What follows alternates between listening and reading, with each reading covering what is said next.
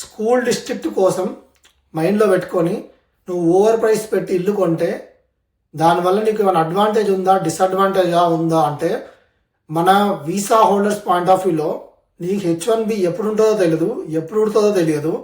Okay, నువ్వు school district అనే mind సెట్లో ఇంకా మెజారిటీ ఆఫ్ ద పీపుల్ పిల్లలు కూడా లేని వాళ్ళు కూడా ఫ్యూచర్లో మా కిడ్స్ మంచి స్కూల్కి వెళ్తారు అని చెప్పేసి స్కూల్ డిస్ట్రిక్ట్ అనేది మైండ్లో పెట్టుకొని హై ఎక్స్పెన్సివ్ ఇల్లు కొని ఆ 1 ఇయర్కో 1.5 ఇయర్కో 2 ఇయర్స్కో వాళ్ళ వీసా ఇష్యూ వచ్చో లేదా జాబ్ మారో వేరే స్టేట్లో బెటర్ ఆపర్చునిటీ వచ్చో ఏదో ఒక రీజన్ తోటి వాళ్ళు ఇల్లు అమ్మేసుకొని పోతారు.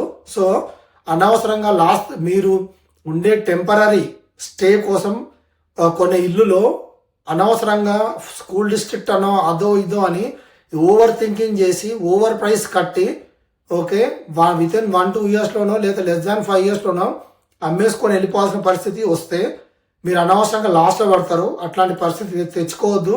ఇది నా పర్సనల్ ఒపీనియన్. మీరేమనుకుంటారో కామెంట్లో పెట్టండి.